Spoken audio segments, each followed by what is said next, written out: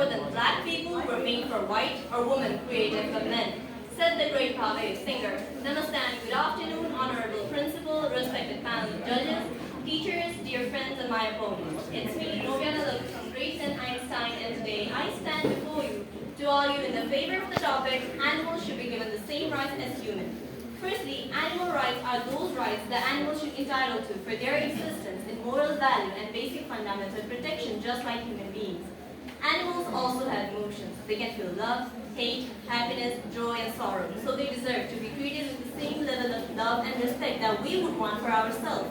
Never expect that an animal suffers less than a human. Even worse, because they cannot help themselves.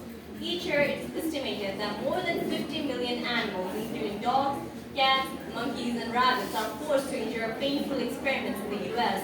These animals are deliberately sickened with toxic chemicals, kept in barren cages, infected with diseases, and typically killed when the experiment ends. These experiments are so worthless that up to 50% of them are never even published. We can absolutely imagine how animals are the real victims of this earth. They did not declare any war, and they do not want to kill any human. Their only crime is that they exist. I just wish that all the medical researchers would experiment on animals would do the same on humans to try and find a cure on the sensation of suffering of animals. The price is never right on the products tested on animals. My opponent also mentioned that animals should not be compared to humans, but did they forget that we humans are also social animals and dominating other animals? Is that what we call humanity? When humans act with cruelty, we characterize them as animals, but the only animals displaying cruelty is humanity itself. Let us take an example where a month-old puppy was pushed off a high-rise building by a minor boy in Greater Novyana. A volunteer of NGO People for Animals says that the boy committed the act under the supervision of an adult. He picked up the puppy from a bush and threw it off the building. A report by Free Press Journal suggests that a few days before this heinous act, a person from the society intentionally crushed a puppy under a vehicle. Kids tend to imitate their parents, and in this case, it has led to a devastating crime. A volunteer of PFA confirmed that the society runs a WhatsApp group in which the members have been sharing their hate towards stray dogs. The video of the incident stirred up the internet, and many demanded strict actions. However, this case, along with other similar cases, were seen neglected and the justice was disregarded.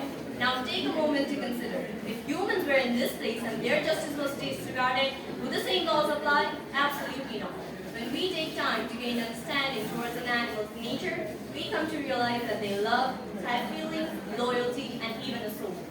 We all remember Florence Nightingale as a kind soul who was dedicated in caring for the sick and war-wounded. Yet, none of this might have happened except for her encounters with a sheepdog named Cap. In 17 years of age, Florence found Cap in a terrible condition with a serious wound caused by some village boys who threw stones at him as a source of entertainment. She was able to fully heal Cap's wound, and this was her very first patient that she nursed back to health.